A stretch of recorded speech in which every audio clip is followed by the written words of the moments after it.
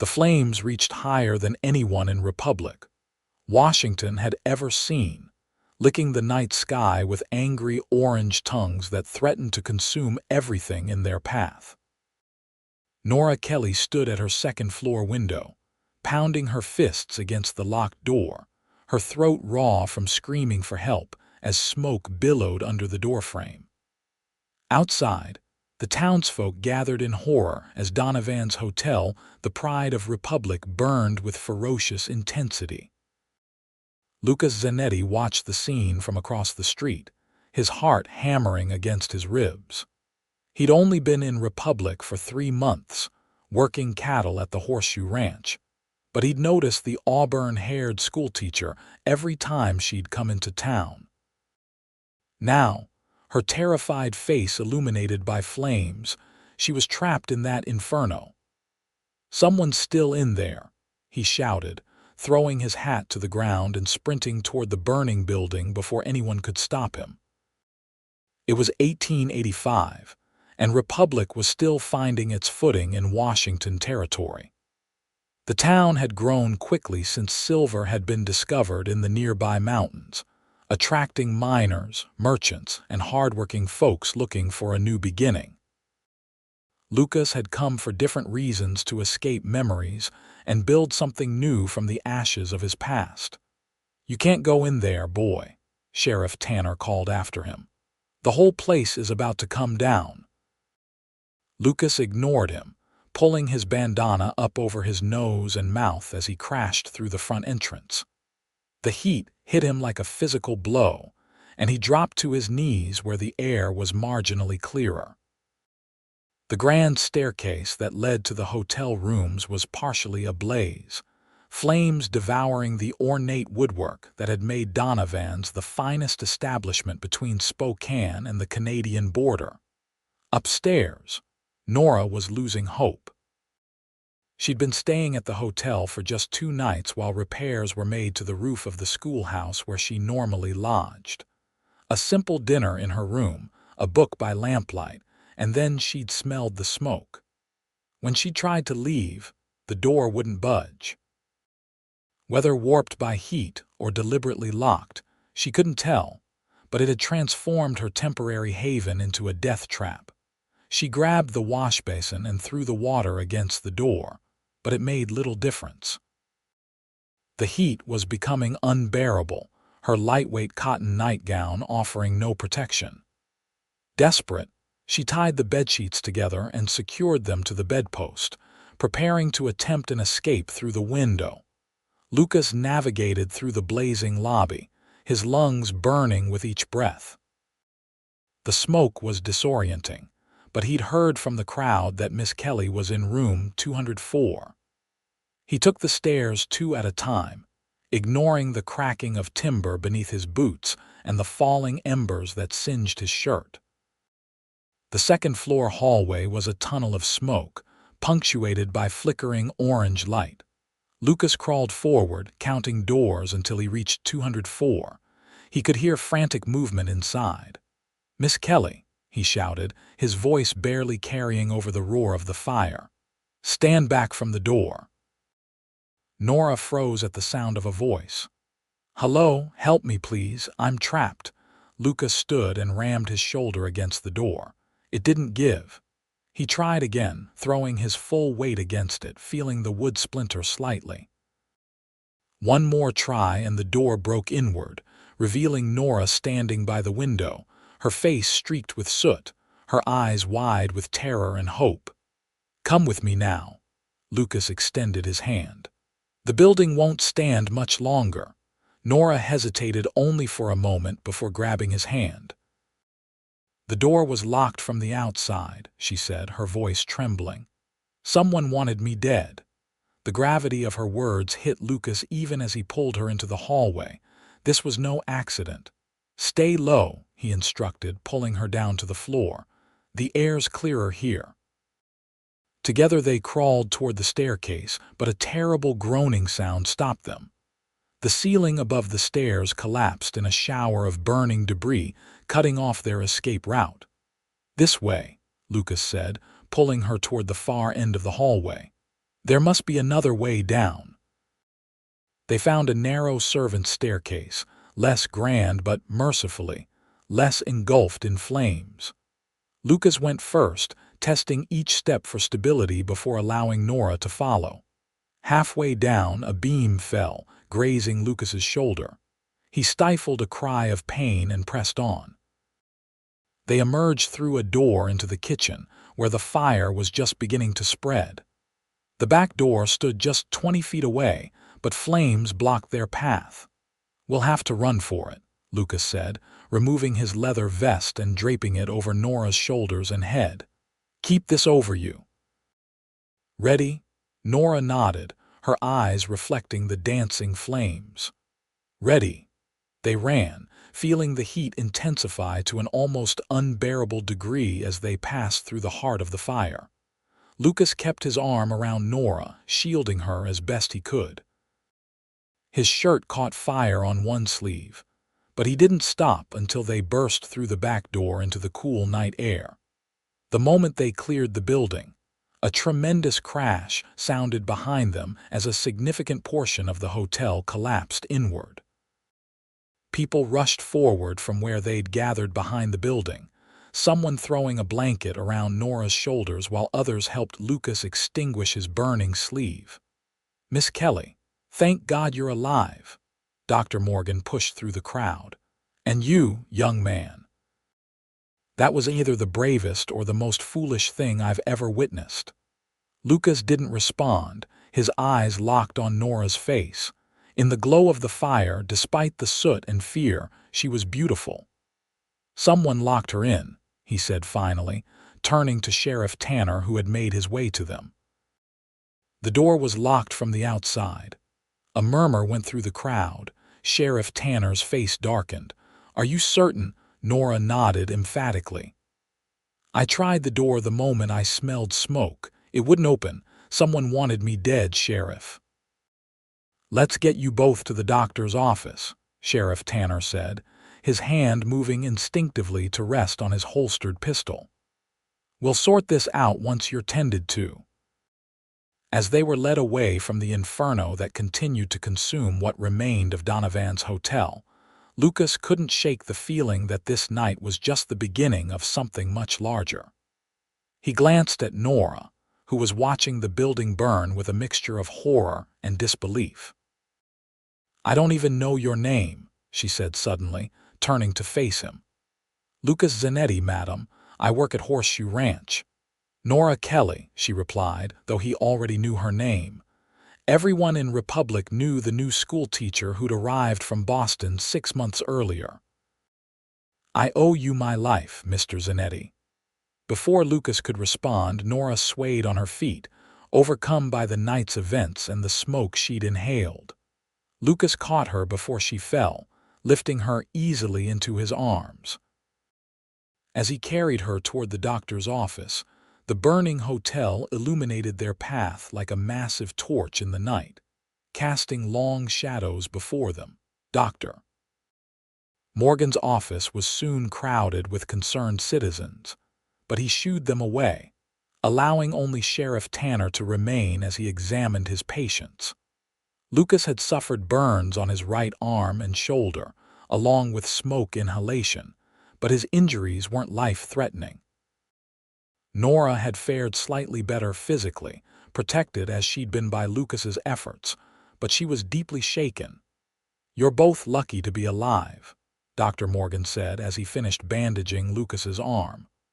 "I've seen strong men succumb to less smoke than you breathed tonight." Sheriff Tanner, a weathered man with a gray mustache and sharp eyes that missed little, pulled up a chair.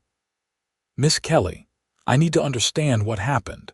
You're saying someone deliberately locked you in your room?" Nora nodded, accepting a cup of tea from Dr. Morgan's wife.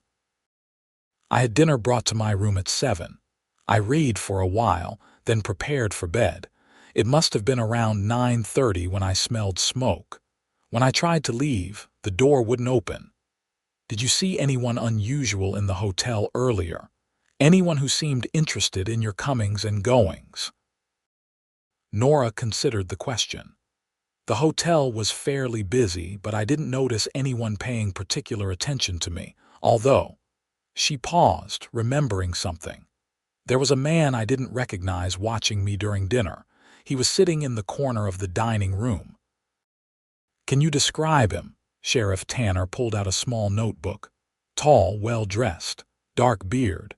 He had a scar across his cheek, right here." Nora traced a line from her right cheekbone to her jaw. Lucas felt a chill that had nothing to do with his injuries. The description sounded familiar, though he couldn't place why. "I'll ask around town," Sheriff Tanner said, making notes. "In the meantime, both of you need to be careful. Miss Kelly, do you have somewhere safe to stay?" "She can stay with us," Mrs. Morgan interjected.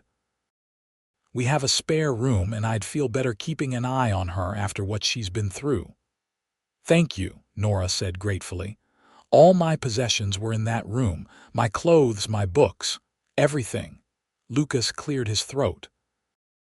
"Sheriff, if someone tried to kill Miss Kelly once, they might try again.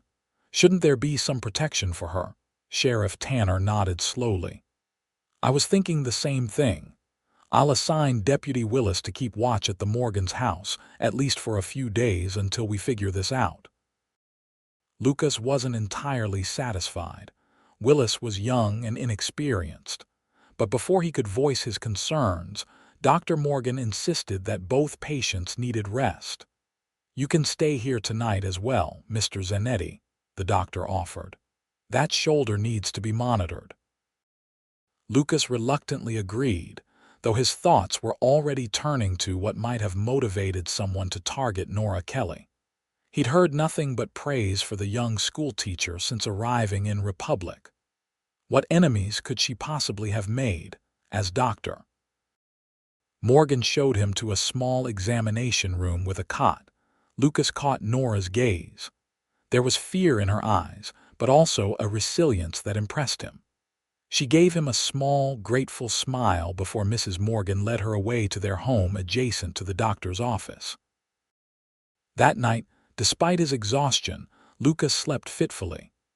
His dreams were filled with fire and a shadowy figure with a scarred face. He woke before dawn, his burned shoulder throbbing, convinced that the danger to Nora Kelly was far from over. Morning brought a somber mood to Republic. The charred skeleton of Donovan's hotel stood as a stark reminder of how close the entire town had come to disaster. If not for the bucket brigade organized by quick-thinking citizens, the fire might have spread to neighboring buildings. Dr. Morgan redressed Lucas's burns and pronounced him well enough to leave, though he advised against returning to ranch work for at least a week. "Your employer should understand," the doctor said as he applied a salve to Lucas's shoulder. "Saving Miss Kelly's life makes you something of a hero in these parts." Lucas shook his head. "I just did what anyone would do." "Not anyone would run into that inferno, son. Speaking of Miss Kelly, she's asking to see you. She's having breakfast with my wife." Lucas found Nora in the Morgan's kitchen, dressed in a borrowed dress that was slightly too large for her slender frame. Her auburn hair was tied back simply, and despite the ordeal of the previous night, there was color in her cheeks. She stood when she saw him. "Mr. Zanetti, I was hoping to thank you properly," she said. "I realize I was in something of a state last night." "No thanks necessary, Miss Kelly," Lucas replied, suddenly aware of his rumpled appearance. "I'm glad you're recovering well, Mrs. Morgan." A kindly woman with a practical nature pushed a plate of eggs and bacon toward Lucas. "Sit and eat, Mr. Zanetti. You need your strength as much as Nora does." Feeling awkward but hungry, Lucas sat across from Nora.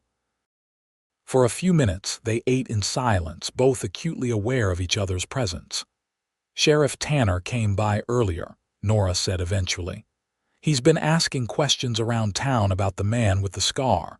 No one seems to know who he is, or if they do, they're not saying." Lucas frowned. "That's concerning. A stranger in a town this size should be noticeable." The sheriff also mentioned that my classroom and living quarters at the schoolhouse were broken into last night, Nora continued, her voice steady despite the disturbing news.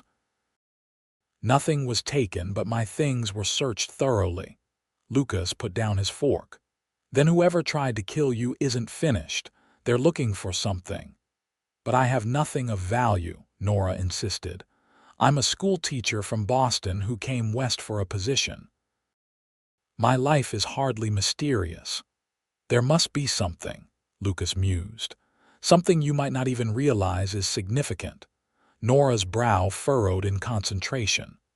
The only unusual thing to happen recently was a letter I received from my former employer in Boston. It arrived last week. What did it say? It was from the headmistress of the girls' school where I taught. She warned me that a man had been asking questions about me, where I had gone, why I had left so suddenly. She thought I should know. Lucas leaned forward. Did she describe this man? Nora shook her head. No, only that he was well-dressed and persistent. I thought little of it at the time. I left Boston rather quickly after my father's death, and I assumed it might be a creditor or perhaps a former student's parent. The pieces were beginning to form a pattern in Lucas's mind, though the picture was still unclear. Miss Kelly, forgive me for asking, but why did you come to Republic? It's a long way from Boston, and teaching positions can be found throughout the East. Nora hesitated, studying Lucas's face as if deciding whether to trust him. Whatever she saw there seemed to satisfy her. My father was an accountant for a shipping company in Boston. After his death, I discovered certain irregularities in his records. Funds that had been diverted, shipments that disappeared. I believe he uncovered corruption within the company, and it may have cost him his life. You think he was murdered? Lucas asked quietly. His death was ruled an accident, a fall down the stairs of our home. But the timing was suspicious, coming just days after he told me he needed to speak with the company's owner about a serious matter. Nora's hands trembled slightly as she reached for her teacup. I found documents hidden in his study afterward. I brought them with me when I left Boston. And these documents were in your room at the hotel? No, Nora said, her voice dropping to a whisper. They're hidden in a compartment beneath the floorboards in my quarters at the schoolhouse. If someone searched my room there and didn't find them, they must not know exactly what they're looking for. Lucas thought quickly. We need to retrieve those documents before whoever is after you realizes where they are, and you need more protection than Deputy Willis can provide. Mrs. Morgan, who had been quietly working at the stove, turned around. Mr. Zanetti is right, Nora. This sounds more dangerous than we initially thought. I'll speak with Sheriff Tanner, Lucas said, standing. Then, with your permission, Miss Kelly, I'd like to escort you to the schoolhouse to retrieve your father's papers. Nora stood as well, a new determination in her eyes. I would appreciate that, Mr. Zanetti. And please, after all that's happened, I think you should call me Nora. Then I'm Lucas, he replied, meeting her gaze steadily. There was something about this woman, her courage in the face of danger, her clear intelligence that drew him to her in a way he hadn't expected. Sheriff Tanner was skeptical when they explained their theory, but agreed that the events warranted serious concern. I've sent telegrams to the surrounding towns asking about this scarred man, he told them in his office. And I've assigned Deputy Willis to guard Miss Kelly. What more do you expect me to do based on speculation? With respect, Sheriff, Lucas said, if someone is willing to burn down a hotel to kill Miss Kelly, they won't be deterred by a single deputy. I propose that I stay with her until this matter is resolved. The sheriff raised an eyebrow. And what makes you more qualified than my deputy, Mr. Zanetti? Lucas hesitated, reluctant to reveal more of his past than necessary. I have experience with dangerous situations. Before I came to Republic, I worked as a security agent for the railroad. I know how to handle threats." This wasn't the full truth, but it wasn't a lie either. Lucas had indeed worked for the railroad after leaving his family's ranch in Montana, though his duties had involved more than just security. Sheriff Tanner studied Lucas thoughtfully. "Miss Kelly, are you comfortable with this arrangement?" Nora nodded firmly. "Lucas saved my life once already, Sheriff. I trust him." "Very well," the sheriff conceded. "But I want daily reports, and if you discover anything concrete about who's behind this, you come to me immediately. No heroics." They agreed to his terms, and after making arrangements for Lucas to gather some belongings from the Horseshoe Ranch, they set out for the schoolhouse on the edge of town. Deputy Willis followed at a discreet distance, providing additional security. The schoolhouse was a simple one-room building with an attached living quarters for the teacher. As they approached, Lucas scanned the surroundings carefully, looking for any sign of surveillance or danger. The building seemed quiet, the broken lock on the door the only visible evidence of the previous night's intrusion. Inside, the living quarters showed clear signs of being searched. Books had been pulled from shelves, the small desk had been ransacked, and even the mattress had been sliced open. "They were thorough," Lucas observed grimly. "Where are these documents hidden?" Nora moved to the corner of the room and knelt on the floor. She pried up a floorboard with practiced ease, revealing a small space beneath. From it, she removed a oilskin-wrapped package. "This is everything I found in my father's study," she explained, unwrapping the package to reveal a leather-bound ledger and several folded documents. "I haven't been able to make complete sense of it all, but there are shipping manifests that don't match official records, and correspondence that suggests bribes were paid to customs officials." Lucas examined the ledger, noting entries that had been marked with a small red star. "These could implicate some powerful people," he said. "No wonder someone followed you all the way from Boston." A floorboard creaked in the main schoolroom, and Lucas was instantly alert. He motioned for Nora to be silent and drew the revolver he carried beneath his coat. "Deputy," he called out. "That you?" There was no answer, only another soft creak of movement. Lucas positioned himself between Nora and the door, his gun raised. "Whoever's there, the sheriff knows we're here. You'd be wise to leave while you can." A deep voice responded from the schoolroom. "I'm afraid I can't do that." Not without what Miss Kelly took from her father. Lucas recognized the voice with a jolt of surprise. Garrett Foster," a man stepped into the doorway, tall and imposing with a dark beard and the distinctive scar that Nora had described. He smiled coldly at Lucas. "It's been a while, Zanetti. I didn't expect to find you here in this backwater." "You two know each other?" Nora asked, her voice betraying her shock. "We worked together briefly," Lucas replied, his gun still trained on Foster. "Before I discovered he was selling information to train robbers." "What are you doing here, Garrett?" "Same as you, following the money." Foster's eyes shifted to Nora. Miss Kelly's father stumbled onto something much bigger than petty corruption, and her unexpected departure from Boston with his records caused quite a stir among certain interested parties. "Where's Deputy Willis?" Lucas demanded. Foster's smile widened. "Taking a nap behind the schoolhouse. He'll have a headache when he wakes up, but he'll live. I'm not here to kill anyone if I don't have to." "You nearly burned down an entire hotel last night," Nora accused. "People could have died. An unfortunate escalation," Foster admitted with a shrug. "But you've proven difficult to deal with quietly, Miss Kelly. Now hand over the documents and this ends peacefully." Lucas's mind raced. Foster was dangerous, a man without conscience who had betrayed the railroad company they'd both worked for, leading to the deaths of 2 guards during a robbery. He was also an excellent shot. "The documents aren't here," Lucas lied smoothly. We've already sent them to the territorial governor with a full explanation. You're too late. Foster's expression darkened. I don't believe you.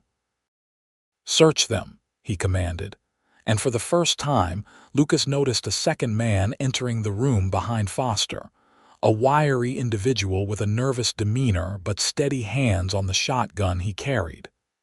This isn't going to end well for you, Garrett, Lucas warned. There are too many people who know about your presence here now. Foster's face hardened. Put the gun down, Zanetti. I won't ask again. Lucas knew he was at a disadvantage. Even if he managed to shoot Foster, the man with the shotgun would almost certainly kill both him and Nora. Slowly, he lowered his weapon. On the floor, Foster instructed. As Lucas complied, Foster turned to his companion. Search them, Jim. Be thorough. The man called Jim approached cautiously, keeping his shotgun trained on Lucas while reaching for the oilskin package that Nora clutched protectively. She resisted for a moment before Lucas caught her eye and gave a slight nod. Reluctantly, she surrendered the documents. Jim handed them to Foster, who quickly examined the contents. This is it, he confirmed with satisfaction. Let's go. You're not just going to leave us, are you? Jim asked nervously. They've seen our faces. Foster considered this, his cold eyes calculating. Tie them up. We'll set fire to the schoolhouse on our way out. History repeating itself, eh, Miss Kelly? Lucas tensed, ready to make a desperate move despite the shotgun. But at that moment, the sound of approaching horses came from outside. Foster cursed. That'll be the sheriff, Lucas said, allowing himself a small smile. I told him to check on us if we weren't back in town within the hour. Foster hesitated, clearly weighing his options. Jim, cover them. I'll see who it is. As Foster moved to the window, Lucas locked eyes with Nora, silently urging her to be ready. The moment Foster's attention was diverted, Lucas kicked out hard, striking Jim's knee. The man staggered, the shotgun discharging harmlessly into the ceiling. Lucas lunged forward, tackling Jim to the ground. Foster whirled around, drawing his pistol, but Nora was faster than anyone expected. She grabbed a heavy brass candlestick from her desk and swung it with all her strength, catching Foster on the side of the head. He stumbled, momentarily dazed, as Lucas wrestled the shotgun from Jim's grasp. The door burst open, and Sheriff Tanner entered with his pistol drawn, followed by 2 deputies. Everyone freeze, he commanded. Foster, bleeding from a gash on his temple, raised his hands slowly, his expression murderous. Jim, pinned beneath Lucas, had already surrendered. Perfect timing, Sheriff, Lucas said, getting to his feet and keeping the shotgun aimed at the 2 intruders. These gentlemen were just about to burn down the schoolhouse with us inside. Garrett Foster, Sheriff Tanner said, recognizing the scarred man. You're wanted in 3 territories. Never thought you'd show up in my jurisdiction. As the deputies took Foster and Jim into custody, Lucas turned to Nora, who was trembling with the aftermath of adrenaline. You have quite a swing, Miss Kelly, he said admiringly. She gave a shaky laugh. My father insisted I learn to protect myself. I never thought I'd need to use those lessons. Sheriff Tanner retrieved the documents that had fallen to the floor during the struggle. I'll need these as evidence, he said. But first, I think you both owe me a complete explanation. The next few hours were spent at the sheriff's office, where Nora detailed her father's discovery of corruption and her suspicions about his death. Lucas filled in what he knew about Garrett Foster, his former colleague turned criminal who had apparently found new employment with the shipping company implicated in Nora's father's records. Foster was always for sale to the highest bidder, Lucas explained. If this shipping company is involved in smuggling and bribery on the scale these documents suggest, they would pay well to keep it quiet. By evening, telegrams had been sent to authorities in Boston, and Foster and his accomplice were securely locked in the Republic jail awaiting transfer to the territorial court. The documents were carefully copied before being sealed as evidence. Sheriff Tanner finally released Lucas and Nora, satisfied that the immediate danger had passed. "Miss Kelly, your living quarters at the schoolhouse are a mess, and Donovan's hotel is gone. Do you have arrangements for tonight? She can continue to stay with us," Mrs. Morgan offered. She had come to the sheriff's office when she heard about the confrontation at the schoolhouse. Nora thanked her but glanced at Lucas uncertainly. "I'm concerned that Foster might have accomplices we don't know about yet, until we hear from Boston about whether they've arrested everyone involved." "I'll keep watch tonight," Lucas assured her, "if Mrs. Morgan doesn't object to my presence on her porch." The arrangement was agreed upon, and as darkness fell over Republic, Lucas found himself seated in a rocking chair on the Morgans' front porch, his shotgun across his lap. The events of the past 24 hours played through his mind repeatedly: the fire, the rescue, the revelations about Nora's past, and the confrontation with Foster. It seemed impossible that just yesterday he had been a simple ranch hand with few concerns beyond his next day's work. The door opened behind him and Nora stepped out, wrapped in a shawl against the evening chill. "Mrs. Morgan insisted I bring you some coffee," she said, offering him a steaming cup. "Thank you," Lucas replied, setting his shotgun aside to accept the drink. "You should be resting." "I tried," Nora admitted, settling into the second rocking chair. "But every time I close my eyes, I see flames." They sat in companionable silence for a while, the gentle creaking of the rocking chairs and the distant sounds of nighttime in Republic the only interruption. Lucas was acutely aware of Nora's presence beside him, her profile illuminated by the soft glow from the window behind them. "You never finished telling me why you came to Republic," Nora said eventually. "You mentioned working for the railroad, but not why you left to become a ranch hand." Lucas took a slow sip of his coffee before answering. "After what happened with Foster, the robbery, the men who died, I couldn't continue that work. I needed something simpler, something honest. I grew up on a ranch in Montana, so it was familiar work. But why Republic specifically?" Nora pressed gently. Lucas hesitated, then decided that after all they'd been through together, she deserved honesty. "My younger brother died in an accident 2 years ago. My parents, they couldn't look at me without seeing him. We were very similar in appearance. So I left, thinking it would be easier for everyone." Nora's hand reached out to touch his arm lightly. "I'm sorry, Lucas. That's a heavy burden to carry." Her touch was warm through the fabric of his shirt, a simple gesture of comfort that nonetheless sent an unexpected jolt through him. "No heavier than yours," he replied. "Losing your father and carrying the responsibility of his discoveries all this way." "I think," Nora said thoughtfully, "that burdens are easier when shared."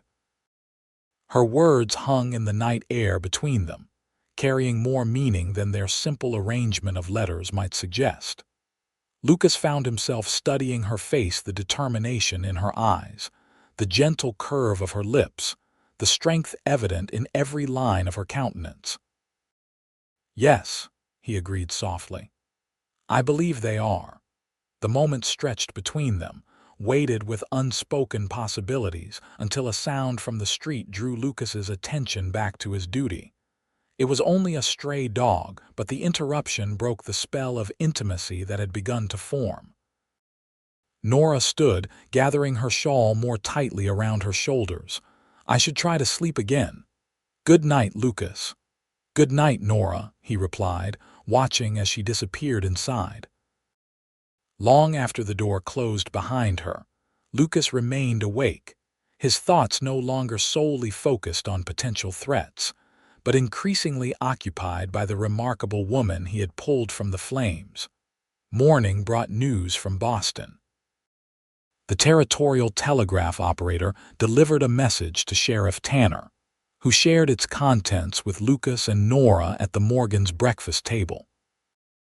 The Boston police have arrested 4 men connected to the Blackwell Shipping Company based on the information we sent yesterday, the sheriff announced, including the company's owner, Edmund Blackwell himself. They're reopening the investigation into your father's death, Miss Kelly. Nora's hand flew to her mouth, her eyes filling with tears of relief. Then it's really over. It seems so, Sheriff Tanner confirmed. Foster and his accomplice will stand trial here for arson and attempted murder before being extradited to face charges in other territories. You're safe now, Miss Kelly. Lucas watched the emotions play across Nora's face: relief, vindication, grief for her father, and perhaps a touch of uncertainty about what came next. He realized with sudden clarity that he didn't want to return to his solitary existence at the Horseshoe Ranch now that the danger had passed. "What will you do now?" he asked her when the sheriff had departed. Nora dabbed at her eyes with a handkerchief. "Continue teaching, I suppose. The children need their education, regardless of what's happened, though I'll need to repair my quarters first." "I could help with that," Lucas offered. "I'm handy with tools, and my boss at the ranch owes me some time off after all this." Nora's smile warmed something inside him that had been cold for too long. "I would appreciate that very much." Over the following weeks, as spring blossomed across the Washington territory, Lucas divided his time between his duties at the Horseshoe Ranch and helping to restore Nora's living quarters at the schoolhouse. The town rallied around their schoolteacher, donating furniture, books, and household items to replace what had been destroyed. Working alongside Nora, Lucas discovered a woman of remarkable depth, intelligent, kind, and possessed of a quiet strength that had carried her through unimaginable challenges. Their conversations ranged from literature to politics, from their childhoods to their hopes for the future. Each revelation drew him closer to her, each shared laugh or moment of understanding weaving another thread in the tapestry of connection between them. For her part, Nora found herself looking forward to Lucas's arrivals each day, her heart quickening at the sight of him approaching the schoolhouse. She admired his steady nature, his integrity, and the gentle way he interacted with her students when they came to observe his carpentry work. He was unlike any man she had known in Boston, unconcerned with social standing or appearance, valuing honesty and hard work above all. On a warm evening in May, with the repairs to her quarters finally complete, Nora invited Lucas to stay for supper.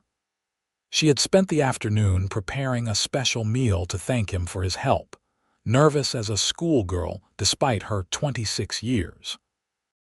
"This is delicious," Lucas said appreciatively as he sampled her beef stew and fresh baked bread. "I didn't know you could cook like this," Nora laughed. "There's a great deal you don't know about me yet, Mr. Zanetti." The yet hung between them, promising future discoveries, future moments together. Lucas set down his fork, suddenly serious. "I'd like to know everything," he said quietly, "if you're willing to share it." Nora met his gaze, her heart thundering in her chest. "What exactly are you asking, Lucas?" He reached across the table to take her hand. "I'm asking if you might consider allowing me to court you properly, Miss Kelly. These past weeks have been the happiest I've known in years, and I find myself thinking of you even when we're apart." Joy suffused Nora's face, bright as the morning sun. "I would consider it very favorably, Mr. Zanetti. In fact, I've been hoping you might ask." Their courtship progressed through the summer months, becoming the subject of approving gossip throughout Republic. They attended socials together, rode out to picnic by the river on Sundays after church, and spent countless evenings in conversation on the schoolhouse porch. Lucas even wrote to his parents in Montana, breaking years of sparse communication to tell them about the woman who had brought light back into his life. By autumn, as the aspen trees turned gold against the evergreen forests surrounding Republic, Lucas knew with certainty that he wanted Nora Kelly in his life permanently. He had saved carefully from his wages and purchased a small parcel of land just outside town, with a view of the mountains and a stream running through the property. On a crisp October evening, he brought Nora to see the land, nervousness making him uncharacteristically talkative as he pointed out its features. The south slope would be perfect for a garden, he explained. And that flat area near the creek, that's where a house could stand. Nothing fancy at first, mind you, but solid, with room to expand as needed. Nora studied his face, amusement and tenderness mingling in her expression. "It sounds as though you've given this considerable thought, Lucas." He stopped, taking her hands in his. "I have," he admitted. "Because I can't imagine building a life here or anywhere without you in it." From his pocket, he withdrew a small box. Opening it revealed a simple but elegant ring with a single pearl. "It was my grandmother's," he explained.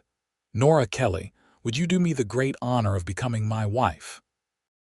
Tears shimmered in Nora's eyes as she nodded, too overcome for speech for a moment. "Yes," she finally managed. "Yes, Lucas, I will marry you." He slipped the ring onto her finger, then drew her into an embrace, his lips finding hers in a kiss that held all the promise of their future together. They were married in the Republic Church on the first day of December, with the entire town in attendance.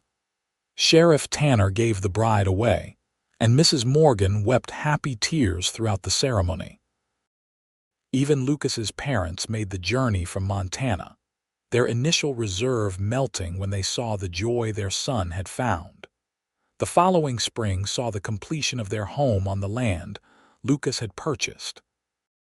It was indeed solid and well built, with large windows to capture the mountain views and a stone fireplace that became the heart of the home. Nora continued teaching, riding to and from the schoolhouse each day, while Lucas took a position managing the Horseshoe Ranch, his knowledge and hard work earning him the owner's trust and a share in the business.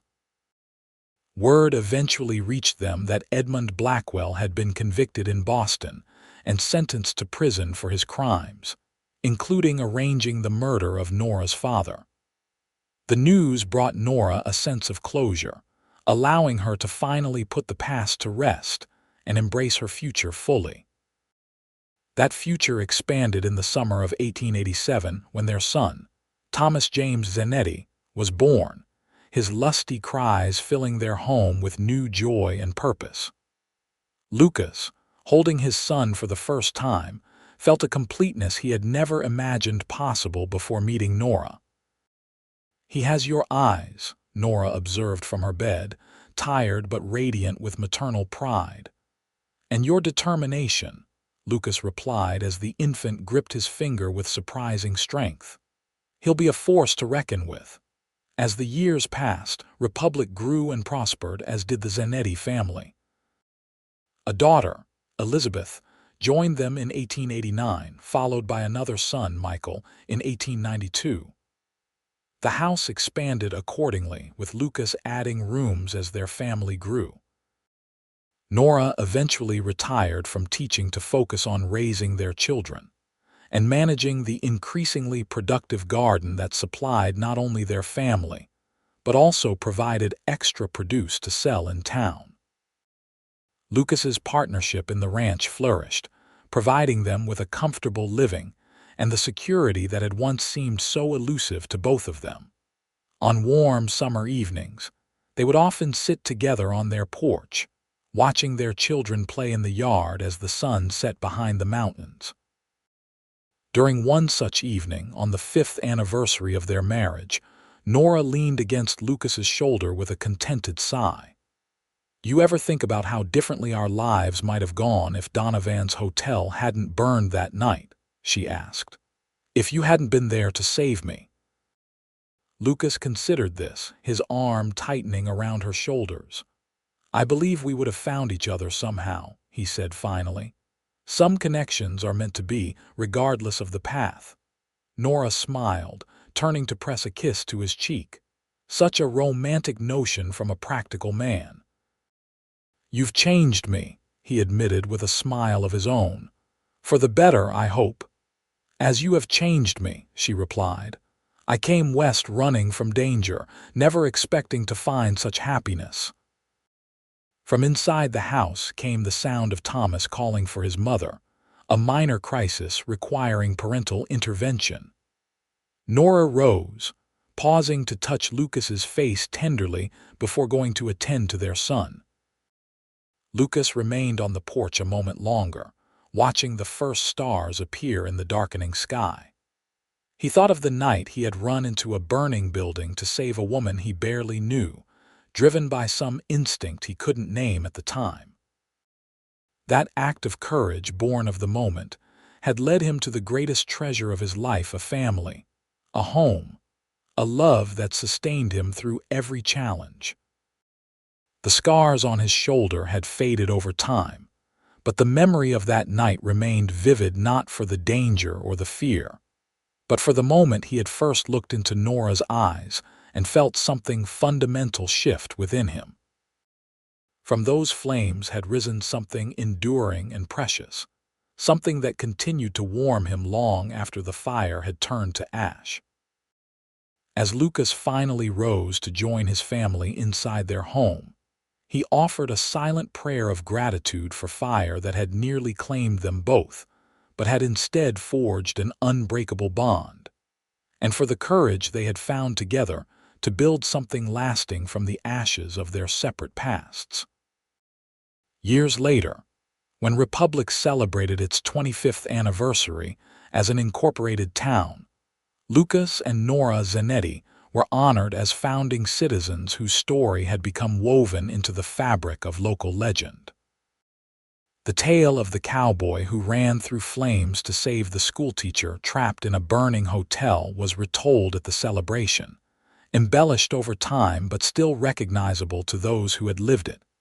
Their children, now grown or nearly so, listened with a mixture of familiarity and wonder. They had heard the story all their lives, but watching their parents exchange glances as it was recounted, the private smile that passed between them hinted at depths to the tale that only Lucas and Nora truly understood. What remained unspoken in the public telling was how that night of fire and courage had ignited something equally powerful between two souls who had each been running from their past, only to find their future in each other's eyes. That part of the story belonged to them alone, treasured and tended like the gardens surrounding their home, growing more fruitful with each passing season.